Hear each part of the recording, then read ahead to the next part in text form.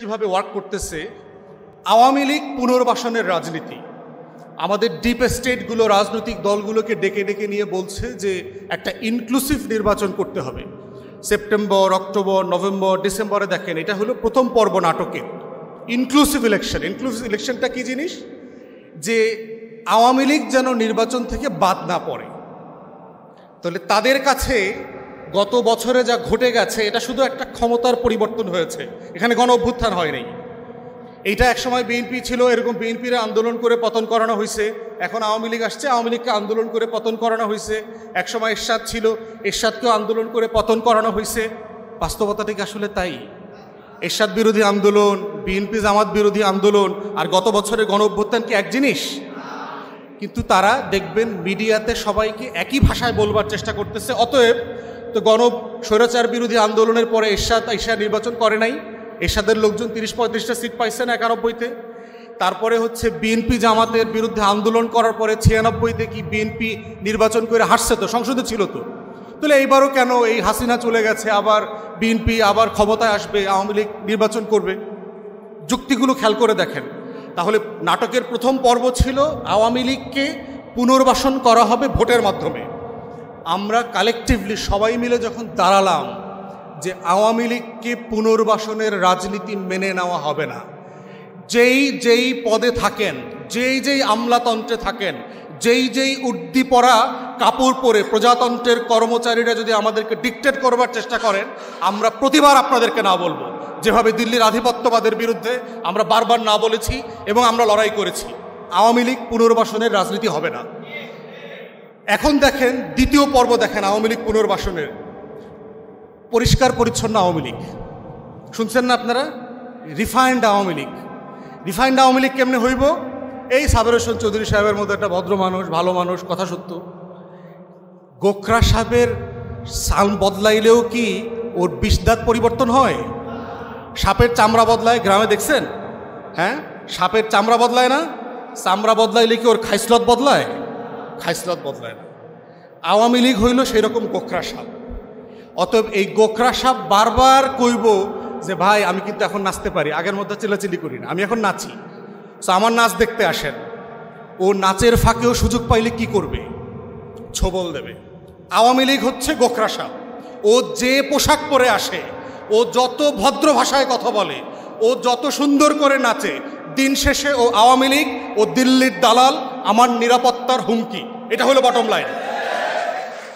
অতএব সেই বয়ানের রাজনীতি বুঝতে হবে। এটা হচ্ছে বাংলাদেশপন্থী রাজনীতি। এইটা হচ্ছে আওয়ামী লীগ পুনর্বাসনের দ্বিতীয় পর্বের নাটক। যে একটা দেখছেন না, সোহেল তাজ তার বাপের 100 বছরের জন্মদিবস না কি দিবসে গেছে তার বোন রেলয়া প্রধান উপদেষ্টাকে দাওয়াত দিতে, খেয়াল করছেন? সোহেল তাজ তো ভালো মানুষ, পলিটিক্সে নাইটাই খালি শরীর বাড়ায়, খালি শরীর নাড়াচাড়া করে, ভালো মানুষ। ওই গোখরা সাপ, একজন পাঞ্জাবি পরা গোখরা সাপ আর একজন হলো বডি বিল্ডিং গোখরা সাপ, সুযোগ পাইলেই কামড় দিবে। অতএব এই সুশীল ভদ্র আওয়ামী লীগের দ্বিতীয় পর্বের রাজনীতি পুনর্বাসনে ব্যর্থ হয়েছে। পপুলার এটা সাপোর্ট নাই, কোনোভাবে এটা হইতে দেওয়া হবে না। এখন হচ্ছে তৃতীয় পর্বের আওয়ামী লীগের পুনর্বাসনের রাজনীতি শুরু হয়েছে। সেইটার নাম হলো আওয়ামী জাতীয় পার্টির রাজনীতি। সেটা কি জিনিস তো বুঝতে পারছেন না? আওয়ামী লীগকে পুনর্বাসন করেছে বাংলাদেশের সব রাজনৈতিক দল, এটা আমি বারবার বলেছি। আওয়ামী লীগকে প্রথম পুনর্বাসন করেছে শহীদ প্রেসিডেন্ট জিয়াউর রহমানের উদারতা দিয়ে, এবং বিশ্বাস করে হাসিনাকে দেশে আসতে দিছে। আসার 2 সপ্তাহের ভিতরে তাকে শাহাদাত বরণ করতে হয়েছে। আওয়ামী লীগ হলো সেই গোখরা সাপের নাম, ওরে বিশ্বাস করা যাবে না। আওয়ামী লীগকে প্রথম সংসদে কে নিচ্ছে? 86 সালের নির্বাচনের মধ্য দিয়ে জাতীয় পার্টি নিচ্ছে। তৃতীয়বার আওয়ামী লীগকে পুনর্বাসন করছে জামাত, বিএনপি বিরোধী আন্দোলন করে 90-এর দশকে তাকে ক্ষমতায় নেয়ার ব্যবস্থা করছে 21 বছর পরে। চতুর্থবার আওয়ামী লীগকে পুনর্বাসন করছে 111-এর সরকার, দিল্লি, প্রণব মুখার্জি, বাংলাদেশের বুদ্ধিজীবী বুদ্ধিবেশ্যারা যারা আছে, এই দেশকে যারা কলম দিয়ে লিখে ভুয়া অর্থনীতির থিওরি দিয়ে দেশ বেচার রাজনীতি করে, তারা মিলে করেছে। আওয়ামী লীগকে যারা বিশ্বাস করে পুনর্বাসনের রাজনীতি করেছে, তারা সবাই এই দেশে অভিশপ্তের শিকার হয়েছে, সবাই হয়েছে, সবাইকে মূল্য দিতে হয়েছে বাংলাদেশে। অতএব যারাই কোনো না কোনো নাটকের মধ্য দিয়ে আগামী দিনেও আওয়ামী লীগ পুনর্বাসনের চেষ্টা করবে, তাদের জন্য অভিশাপ ওই ছোবল রেডি আছে। কিন্তু কোনো না কোনো ফর্মে অভিশাপের শিকার হইতেই হবে, কারণ এই মাটি মীর জাফরের রক্ত নিতে পারবে না। আওয়ামী লীগের জন্ম কোন দিনে জানেন? কেউ জানেন? ওর জন্ম হয়েছে পলাশী দিবসে 1949 সালের 23শে জুন। 1757 সালের 23শে জুন বাংলার স্বাধীনতার সূর্য অস্তমিত হয়েছিল পলাশীর আম্র কারণে। অতএব আওয়ামী লীগের রক্তধারার নাম হচ্ছে মীর জাফরের রক্তধারার নাম, ঘসিটি বেগম, রায়দুল্লাহ, মমিচাঁদ আর এই জগৎ শেঠদের রক্তধারা, লেন্দুক দর্জির রক্তধারার নাম হচ্ছে আওয়ামী রক্তধারার নাম। এই রক্তধারার ভিতরে শুধু অভিশাপ আছে। এই রাষ্ট্রের একমাত্র নিরাপত্তা হুমকি গত 70 বছর ধরে যারা বাংলাদেশের স্বাধীনতা সার্বভৌমত্বে প্রতিদিন প্রতি রাতে দিল্লির কাছে বিক্রি করে দিচ্ছে, সেই রক্তধারার নাম হচ্ছে আওয়ামী লীগ। অতএব সেই ধারাকে কোনোভাবে কোনো নামে ব্যানারে পুনর্বাসনের রাজনীতির বয়ান যারা তৈরি করছে তারা আসলে দিল্লির আধিপত্যবাদকে ফিরায় নিয়ে আসছে।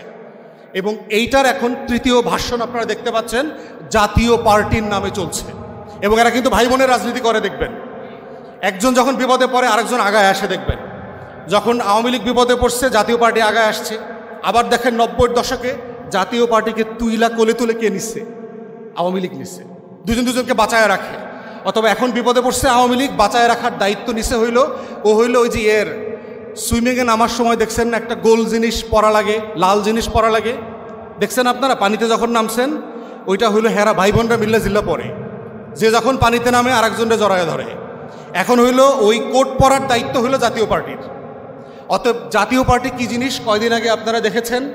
এই জাতীয় পার্টির একসময় ইন্টারন্যাশনাল অ্যাফেয়ার্সের দায়িত্বে ছিল নর্থ সাউথের একজন শিক্ষক সাকিব রহমান।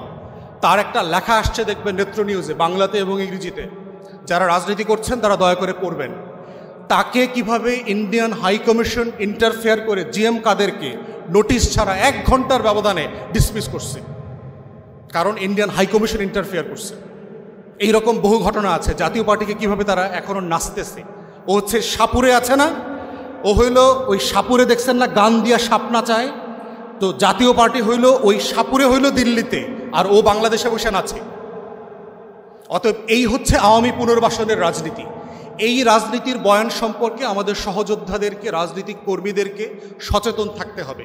এবং যে বিভক্তি তৈরি হচ্ছে মনে রাখতে হবে যে আমরা সবাই বাংলাদেশের পক্ষে, গণ অভ্যুত্থানের পক্ষে। প্রতিযোগিতা থাকবে, প্রতিদ্বন্দ্বিতা থাকবে, কিন্তু সেটা যেন কেউ কারো বিরুদ্ধে শত্রুতায় রূপান্তরিত না হয়। বিএনপি জামাতের শত্রু না, জামাত এনসিপির শত্রু না, এনসিপি এবি পার্টির শত্রু না, আমরা কেউ কারো শত্রু না, এটা মাথায় রাখতে হবে। আমাদের সবার কমন শত্রু হচ্ছে দিল্লি, আমাদের কমন সব শত্রু হচ্ছে আওয়ামী লীগ। এইটাকে কেন্দ্র করে আমার সবার রাজনৈতিক কর্মসূচি সাজাতে হবে। আমরা কি বক্তব্য দিচ্ছি, আমরা কি কথা বলছি, সেটা খুবই গুরুত্বপূর্ণ। এই জন্য আমাদের দ্বিমত যেন ভারতের পকেটে না যায়। তাহলে যেটা হবে, আমরা হেরে গেলে কিন্তু একা হারবো না। বিএনপি যখন ডুবছে গত 16 বছরে, শুধু বিএনপি ডুবছে না, সারা বাংলাদেশ ডুবছে, সারা বাংলাদেশ ডুবছে। যখন জামাত ডুবছে তখন কি শুধু জামাত ডুবছে না, সারা দেশ ডুবছে, সারা দেশ ডুবছে। এই বাংলাদেশপন্থী রাজনৈতিক দলগুলোর ব্যাপারে এই জিনিসগুলো সবার মাথায় থাকতে হবে। দ্বিমত করবেন, আমরাও দ্বিমত করেছি, বিএনপির সাথে অনেক বিষয়ে আমাদের দ্বিমত আছে। আমরা ঐকমত্য কমিশনে পাবলিকলি বলেছি, কিন্তু তাই বলে তো তারেক রহমানের নাম ধরে গালি দিতে হয়নি। তাহলে তারেক রহমানের নাম ধরে কারা গালি দেওয়াচ্ছে? তারা কারা? যেই গালি আমরা হাসিনাকে দেই নাই, সেই গালি তারেক রহমানকে কেন দিতে হবে? কারা দিচ্ছে? এরা পরিকল্পিতভাবে দিচ্ছে না? যে মরছে সেও যুবদলের, যে মারছে সেও যুবদলের, বিচার চাইতেছে তারেক রহমানের কাছে। ঠিক উল্টা হওয়ার কথা না? রাজনীতি যারা করে, এটা গ্রামার আছে না স্লোগানের, আমার ভাই মূল্য কেন, তারেক রহমান জবাব চাই। আরে তারেক রহমান জবাব দিবে কেমনে? দুইটাই তো তার ভাই। গ্রামার আছে না, ধরেন এই দলের লোকরা সেই দলরে মারছে, তখন না স্লোগান দেয় যে অমুক মারলে কেন, আমার জবাব দে, কে কারটা মারছে। তাহলে পরিকল্পিতভাবে এই স্লোগানগুলো ব্যবহার করা হচ্ছে এক দলের বিরুদ্ধে আর এক দলের এগেনস্টে। কারা করছে? ওই দিল্লির গোলামরা করতেছে, ওই দিল্লির গোলামরা করতেছে। এই জন্য এই গুপ্ত রাজনীতি, এইটা সেইটা বলে একজন আরেকজনকে ট্যাগিং করলে যেটা হবে, মাইর খাওয়ার সময়, গুলি করার সময় গুলিটা শুধু ছাত্র দলের বুকে লাগবে আর শিবিরের বুকে লাগবে, গুলি কিন্তু দল চেনে না, মাথায় রাখেন। অতএব এই ধরনের স্টুপিড কাজ যদি আপনারা করেন, একজন আরেকজনকে ছোট করেন, মাইর যখন আসবে সবাই কমনভাবে খাইতে হবে। গত 16 বছর তো দল ধরে ধরে মাইর দেয় নাই, আওয়ামী লীগ ছাড়া সবাইকে মাইর খাইতে হয়েছে না? মাইর খাইতে হয়েছে। তাই জন্য সাবধান, মূল শত্রু ফাইট করেন, একসাথে মিলে ফাইট করতে হবে এবং এভাবেই বাংলাদেশপন্থী নতুন রাজনীতি দাঁড়াবে। সবাইকে ধন্যবাদ। সালামু আলাইকুম। অসংখ্য ধন্যবাদ জানাচ্ছি। আপনারা জানেন আজকে আমাদের অনুষ্ঠানে গণ অধিকার পরিষদের সভাপতি নুরুল হক নূরের উপস্থিত। আপনারা দেখেছেন গতকালকে রাতে আমাদের জুলাই সহযোদ্ধা নুরুর উপরে যে ন্যাক্কারজনক হামলা হয়েছে, আমরা পুলিশ এবং সামরিক বাহিনীর সেনা সদস্যদেরকে যাদেরকে দেখলাম, পাশাপাশি কিছু পুরাতন আমলের হেলমেট বাহিনীর কিছু সদস্য দেখলাম আমরা, হলুদ হেলমেট পরা, এবং এই সবাই মিলে গত এক বছরে আমরা দেখি নাই যে কোনো আওয়ামী লীগের নেতাকেও ধরার পরে এই লেভেলে পিটাইছে। আমরা দেখছি ছাত্রদলের নেতাদেরকে কিভাবে পিটাইছে পুলিশ, সেনাবাহিনী, র্যাব মিলে। আমরা দেখছি যুবদলের নেতাদেরকে কেমনে পিটাইছে। বেগম জিয়াকে এক কাপড়ে কিভাবে এই দেশে ক্যান্টনমেন্ট থেকে, বাসা থেকে বের করে দিয়েছে।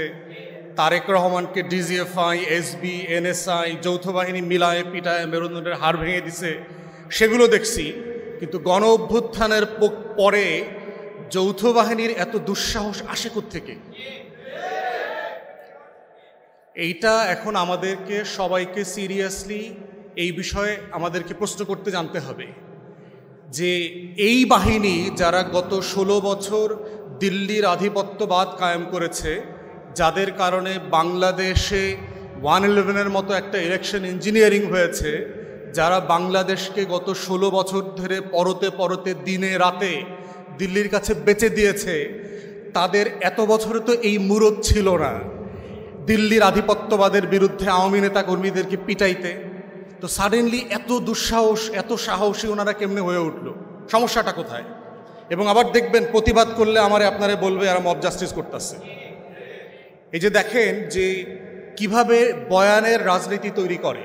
আমি এই অবদানের আলোচনাতে আসলে ঢুকবো না, আমি পার্সোনালি এগুলো পছন্দ করি না। আমি জুলাই আগস্টে আমার গত বছরের কোনো ছবি আমি দেইনি, কোনো ভিডিও দেইনি, কারণ আমি এই অতীতমুখিতাকে খুবই অপছন্দ করি। এটা জাতির জন্য ক্ষতিকর। নিজেদের অতীত নিয়ে, নিজেদের গৌরব নিয়ে, নিজেদের অবদান নিয়ে পড়ে থাকলে যেটা হবে, দিন শেষে এই ভবিষ্যতের আলোচনাটা আমরা করতে পারবো না। তা আপনারা যারা জুলাইয়ের তরুণ সহযোদ্ধারা এখানে আছেন, আপনাদের জন্য কয়েকটা মানে খাবারের আইটেম আর কি, পলিটিক্যাল খাবারের আইটেম বলে আমি শেষ করবো আর কি। প্রথম হচ্ছে বয়ানের রাজনীতি বোঝা, যে কিভাবে বয়ান তৈরি করা হয়। আপনারা অনেকেই খুবই তরুণ ছিলেন, আমরা যারা বিএনপি জামাতের ওই 5টা বছর দেখেছি কিভাবে পরিকল্পিতভাবে বাংলাদেশে জঙ্গি নাটক তৈরি করা হয়েছে। বাংলাদেশে জিয়াউর রহমানকে কিভাবে পাকিস্তানের চর বানানো হয়। মানে আপনি চিন্তা করে দেখেন, যেই কালো কোট পরা পেঙ্গুয়েনদের নেতা শেখ মুজিব পালায়ে চলে যায়, ও হইল জাতির জনক। আর যে জীবনের ঝুঁকি নিয়ে নিজের কমান্ডারকে মাইরা বলতেছে যে আমি প্রতিবাদ করলাম, যুদ্ধ শুরু হইল, সে হইল পাকিস্তানের চর। মানে খেয়াল করে দেখেন যে পলিটিক্স অফ ন্যারেটিভ, যে বয়ানের রাজনীতিটা কিভাবে তৈরি হয়।